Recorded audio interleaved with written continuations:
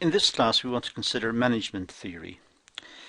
Well, first of all, let's look at the background to its development. Historically, the role of management was ignored until the 20th century. Before that, there was no industrial revolution. Well, it started around the 1600s, 1700s. But going back in time, there was no perceived need for a management theory. Management was very, very basic.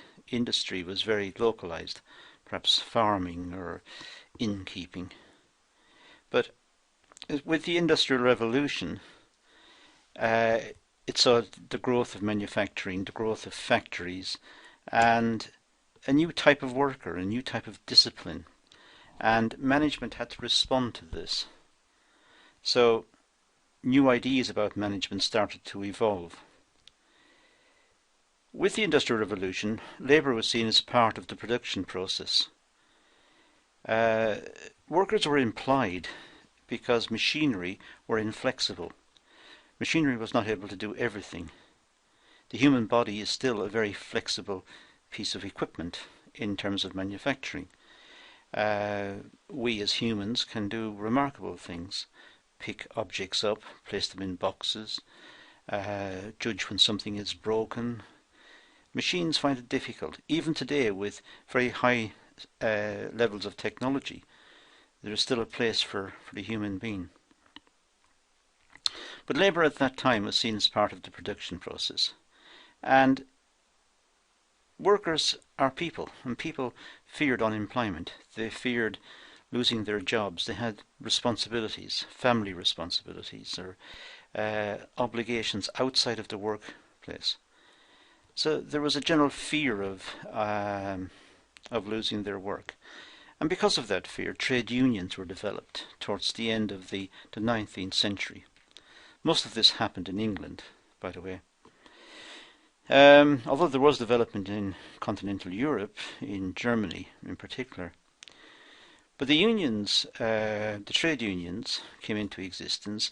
These were collections or collectivities of workers coming together with views about how work should be conducted and pay, remuneration, standards of work, and they agitated for improvements in favour of the workers. So that gave us the birth of the trade unions, which was a counterbalance to the industrialists. The industrialists owned the capital, employed the workers, but now the workers could withhold their labour if they were upset, go on strike. So the trade unions were a counterbalance to the employers. So workers were offered incentives to work, and the conditions of employment also changed. This took a long time, and it didn't happen to the same extent in all sectors of industry. But nonetheless, there was a movement towards better working conditions, more agitation for better working conditions, for holidays, perhaps national holidays every year, annual holidays I should say every year. There was agitation for safety at work and so on and so on. So the conditions of work changed and remuneration changed as well. People were better paid. There was more concern for efficiency and productivity coupled with this new industrial order. So management wanted to be more efficient. They wanted to compete and export and show off their produce and show off their skills, perhaps even overseas. And they needed to have a productive labour force. But at the same time, the labour force had to be treated properly. So out of this general background, there emerged ideas about management. And this is really what we're going to consider here. Now, the management theory idea, the idea of having a theory of management, well, this can be subdivided into three broad parts. First of all, we have the classical part, which we'll have a look at later. We've got a theory of bureaucracy, which we'll also have a look at, and scientific management, which again we will consider.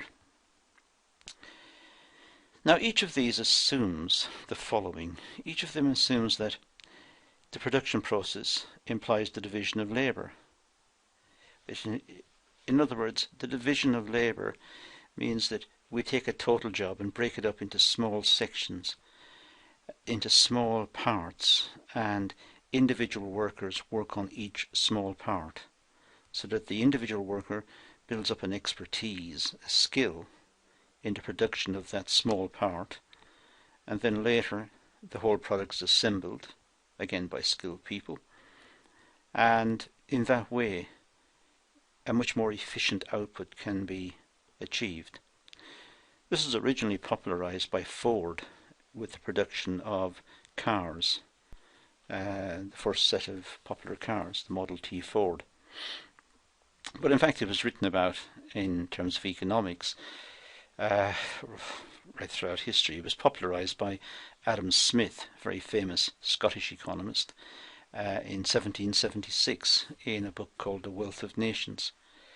So the idea of the division of labour has been around for a long time, and here we're assuming that this is implied, that we have specialists. And in fact, the division of labour is all over the place nowadays. We are all specialists to some extent. We don't look after ourselves. I personally can't weave cloth, or I'm not a very good cook. So I rely on other people to do these things, to weave cloth, to make clothing, to fix the car when it breaks down. So we have division of labour in society, not just division of labour within companies. The second assumption is that there is a constant search for better methods of production. I think that is true as well. We are always on the lookout for better ways of doing things. We are always on the lookout for more efficient ways of producing or developing production in a certain way which is more productive. We're always on the lookout. It's the way we are. The last one is a bit more contentious. We assume that man is a rational economic animal. This is a slang term from economics. I think most economists even have problems with this concept. What it's saying is that we are maximizers. We want as much as we can get for as little as possible. And this drives the quest for efficiency, just drives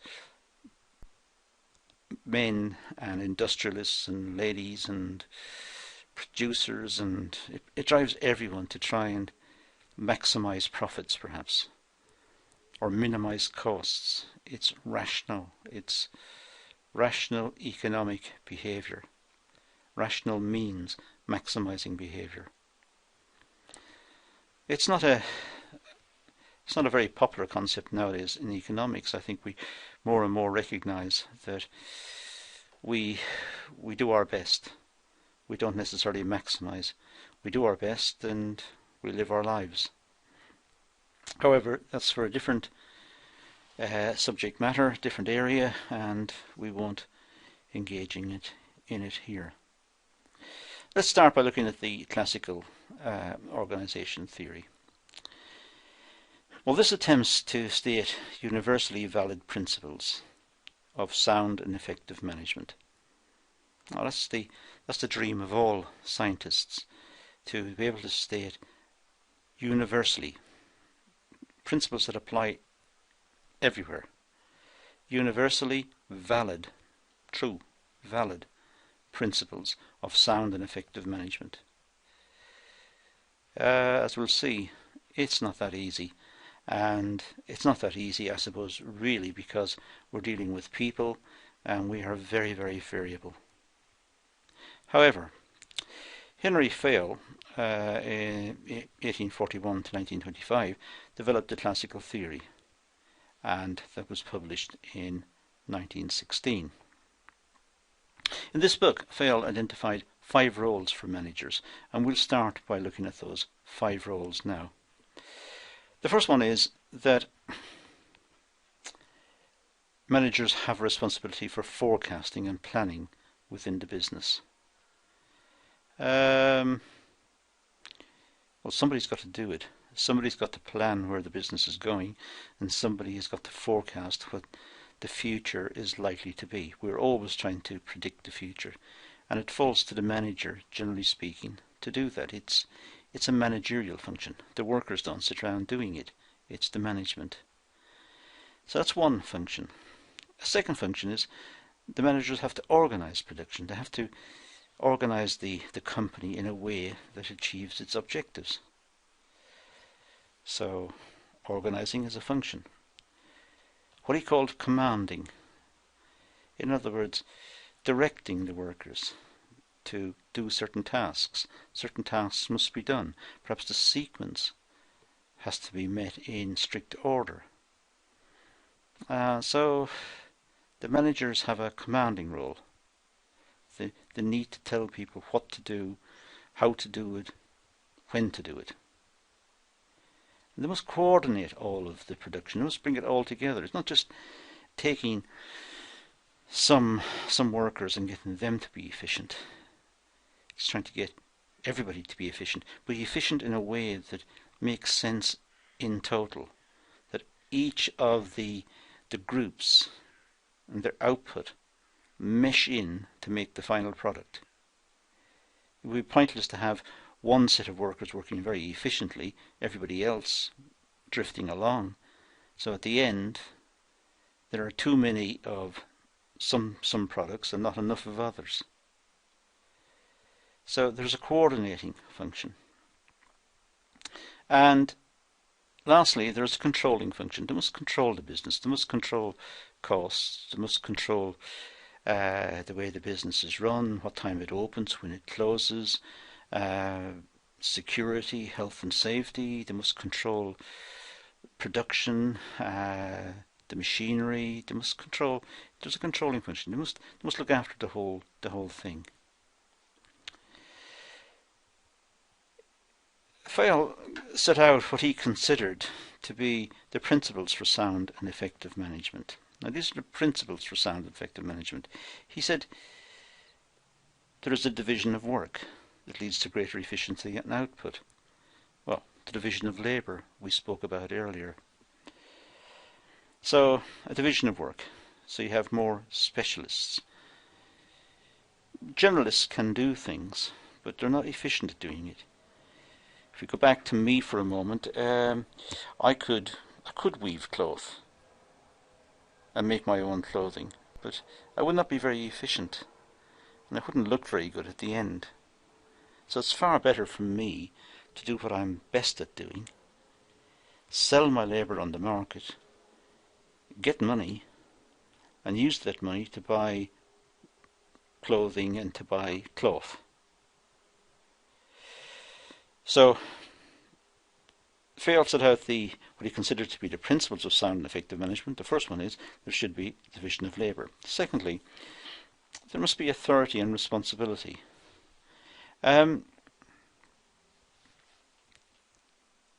Managers have authority. They've got authority by virtue of their position. They have the right to act, but they also must act responsibly. So there's a duty of care. It's a duty in the act. So managers have authority, but they also have a responsibility.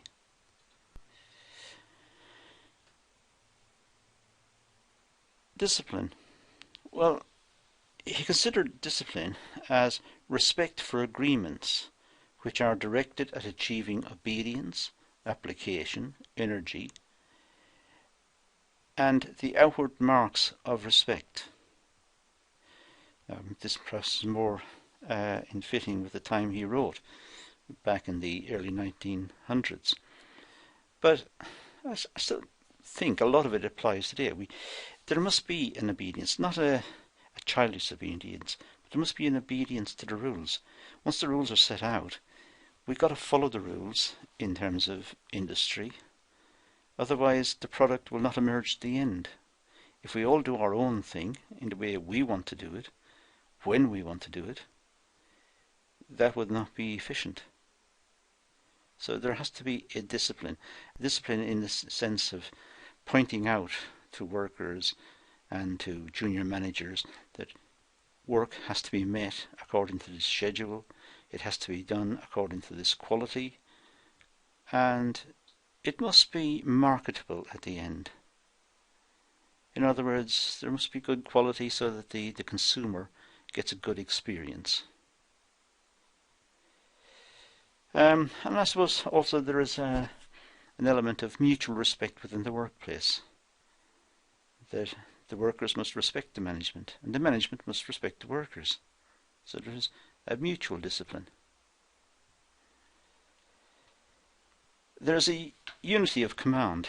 Each subordinate, each worker, should have only had one supervisor. So each worker should really only have one supervisor. If you've got several people giving orders or commands or directions or requesting work, there's a conflict. There's a conflict as to where to go and when to go and how to go and what to do. Best to avoid it. Have a single supervisor. So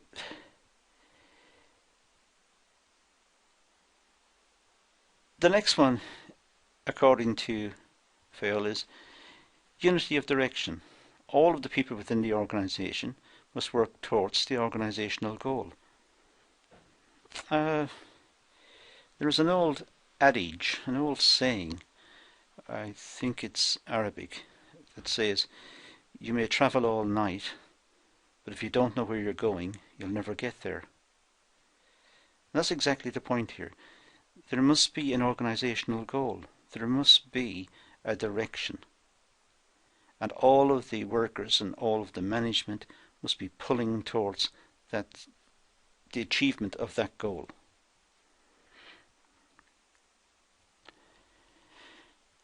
There must be subordination of the individual. The general interest must come first, according to Fayol. When people work for the company, they work for the company. The company comes first. The company is like a team of people, and people work for the team, they work for the company. They get their own rewards, they get their own payment, their own remuneration, and their own status within the organisation. But really, their efforts are to promote the company, to promote the business, according to Fayol. The degree of centralisation, this will depend on the nature of the production process and the form of organisation deployed, but there must be some clear picture as to how centralised or decentralised the organisation is, and that must be understood by all of the workers and the management. What autonomy do they have? What degree of flexibility in the way they work? How free are they to make decisions locally?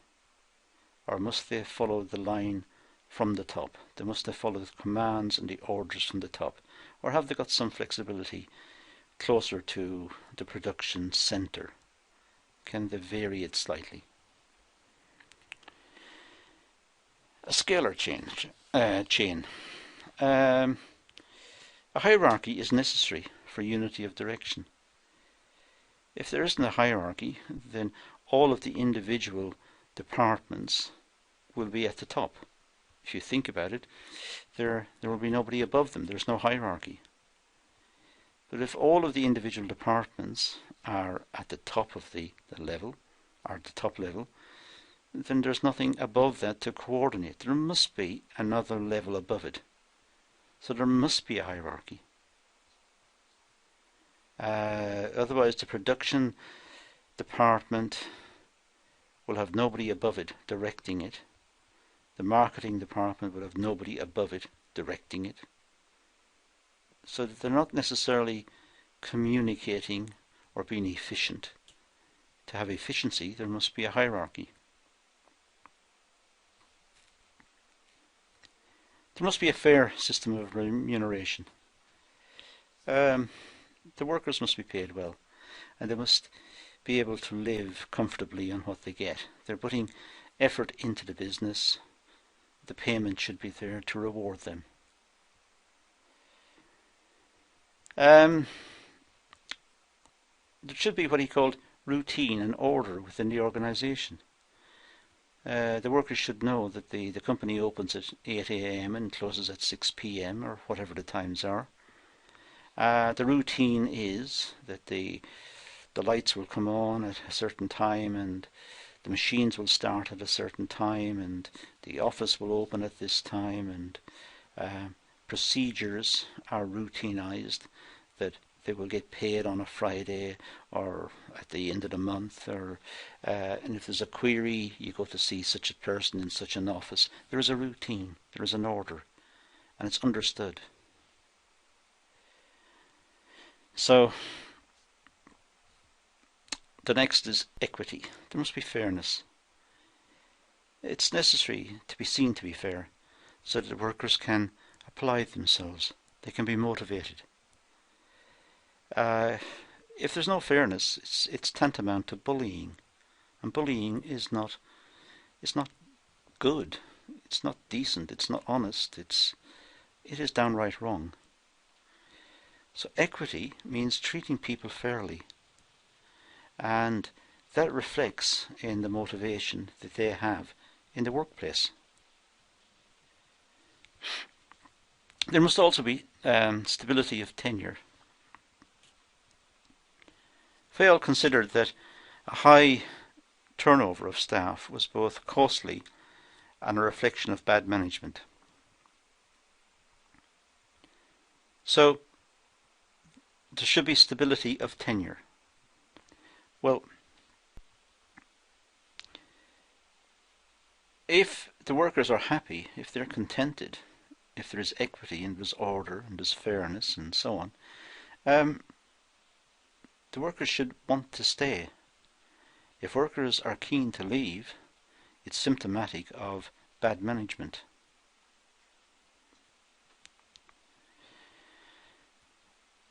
Initiative. Workers should be allowed to exercise initiative. Sometimes workers on the line doing a particular task can see more clearly a better way of doing it than perhaps the managers or the senior management, because the workers are involved. So perhaps allowing them initiative not only gives them a greater incentive to be involved and to relate to the business, to feel a part of the business, but also it improves efficiency. It's just simply a better way of doing it.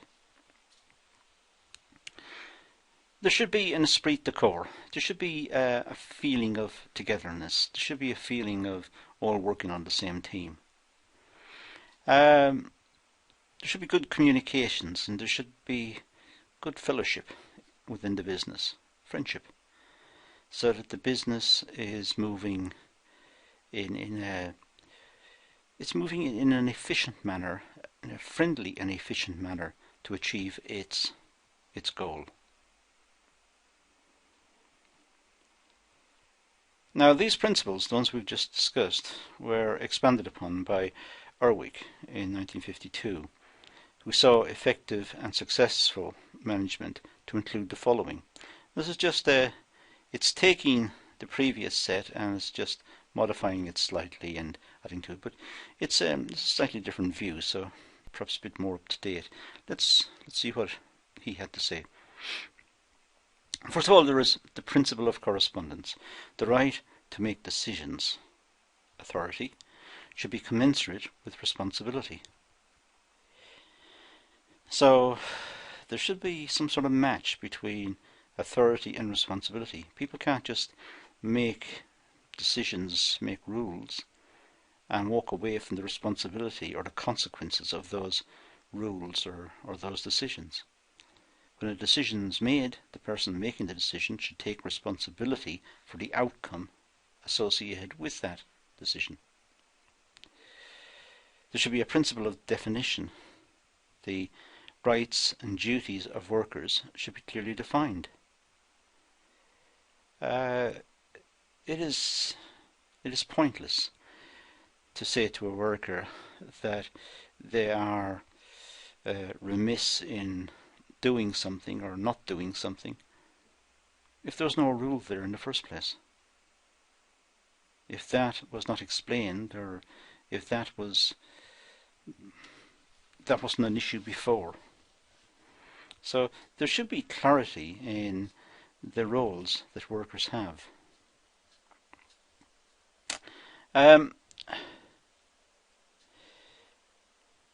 So we have the principle of definition, and then we have the span of control. This is simply the number of workers that each manager has responsibility for.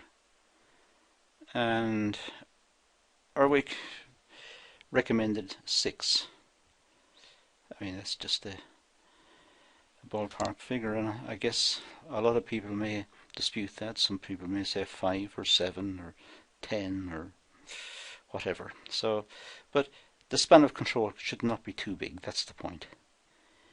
Management should not have, a manager should not have 20 or 30 people reporting to him or to her, coming with problems and issues, and at the same time maintaining the equipment, maintaining the factory, maintaining the throughput. It's too much responsibility. Managers are human. There is the principle of responsibility. This means that even when a manager delegates responsibility, the manager still remains responsible. So the management can never shift that responsibility. They can pass the responsibility, they can pass the task, I should say, to someone else, but they still remain responsible. So a manager may give a worker a particular task, but it's the manager who is still responsible for the task itself. And there is the principle of the objective. This refers to the overall objective of the organization and should always be the primal focus of the manager. I mean, at all times the manager must recognize where the business is trying to go, what it's trying to achieve. So that can't just be pushed to one side. So everything the manager does should be to further the objective of the business. Now let's look at the criticisms of the classical view.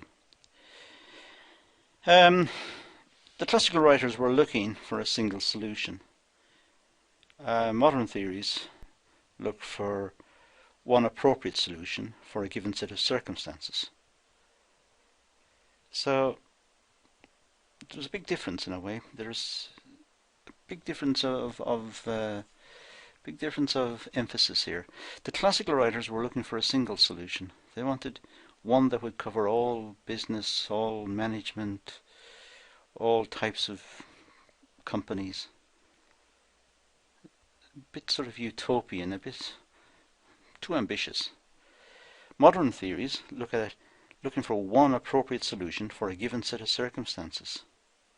So now you must look at the business, look at the product, look at the design, look at the layout, look at the market, look at the expectations of the customers, of the workers, and of the management, and try to design a theory around that particular set of circumstances. They emphasized the idea of rationality, but as I said, that's under attack and has been under attack even amongst economists for many, many, many years. I think there's wide recognition that we are not calculating. We are not calculating in everything. We are not rational economic. We are sufficing. We get along. We do our best. We make the best of the situation. We don't actually set out to maximize. The classical view is static. It seems like it applied to the business and it applies through all time. Well, we know now that the world changes, and it changes very rapidly. We've seen it change dramatically probably in the last 20, 30, 40 years.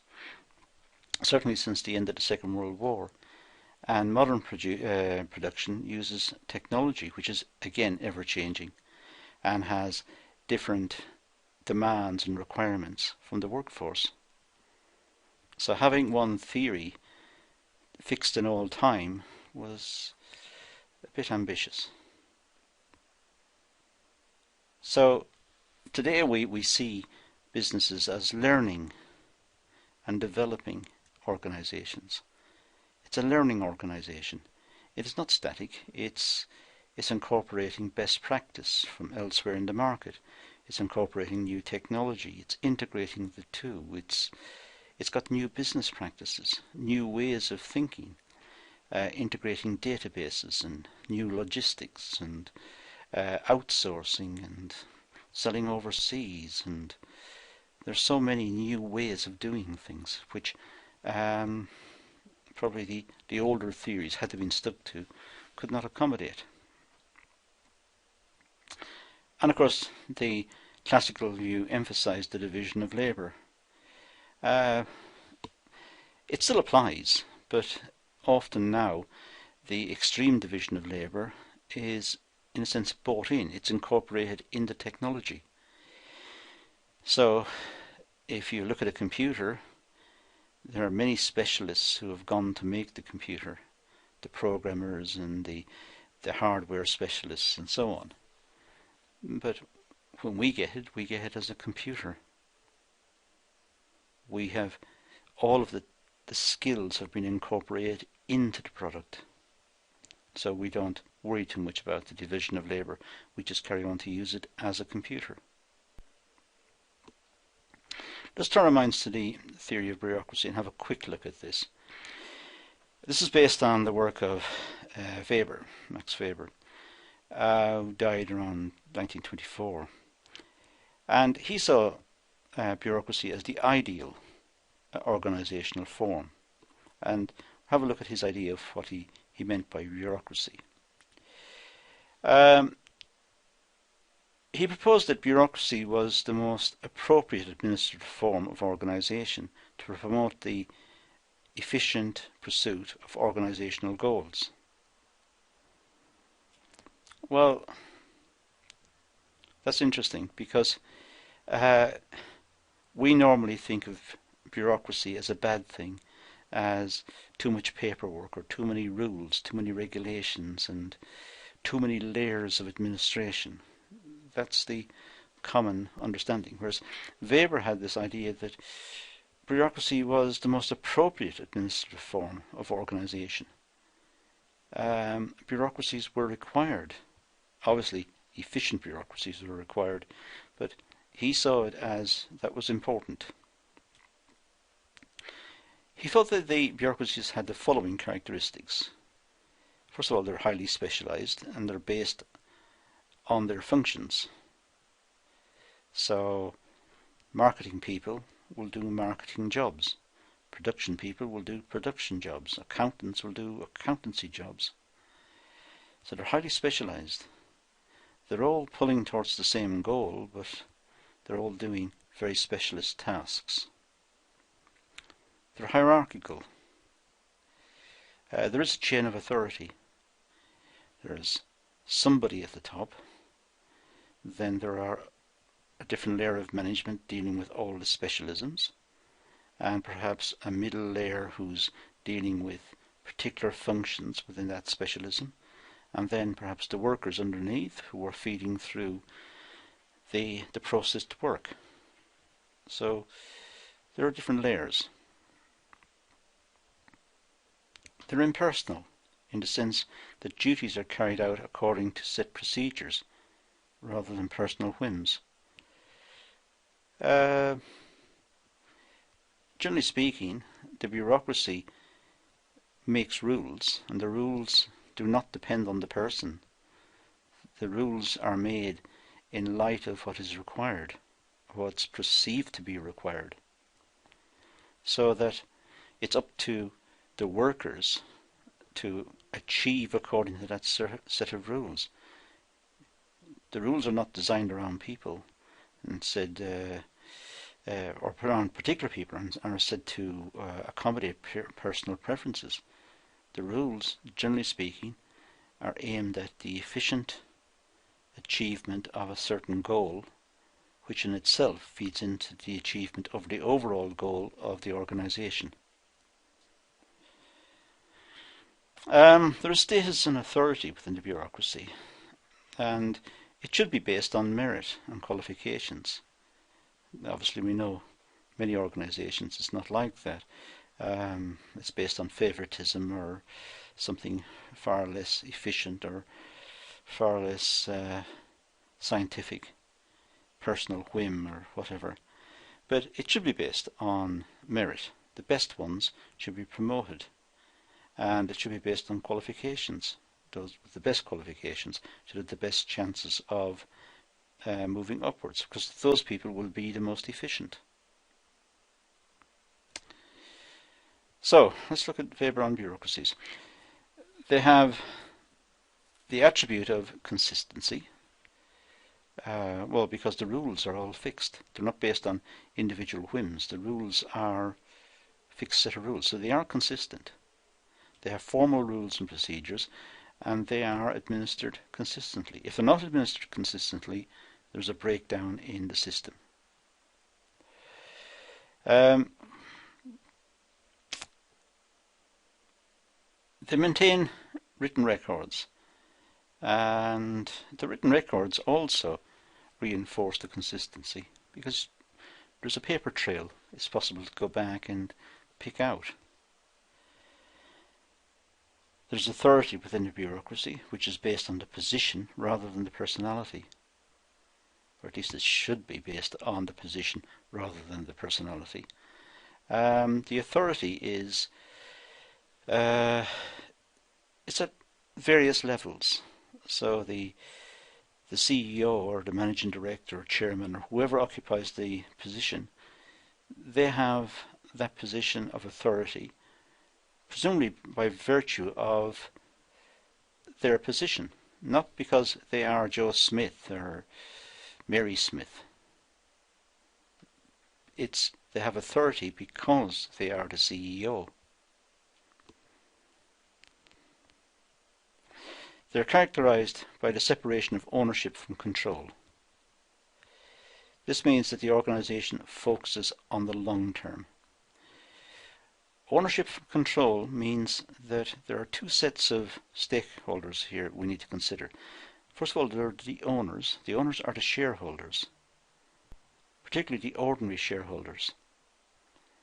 And for large organizations, the shareholders don't get involved. The shareholders take a dividend, and providing the dividend is reasonable, they tend to be happy. The second type of stakeholder is the management. And these are the ones who control it. And the management have a different set of priorities. The management wants security of employment, good working conditions, high levels of remuneration. So there is a conflict between the shareholders and the management. By and large, that comes and goes, providing no one's abusing it and it's not obvious to everybody that somebody's abusing it. It tends to wash over. But bureaucracies have got this sort of split, a split between the owners, the shareholders, and those who control it, the management. Okay, that sort of concludes our introduction to management. There'll be more classes in this series. But in the meantime, thank you for watching.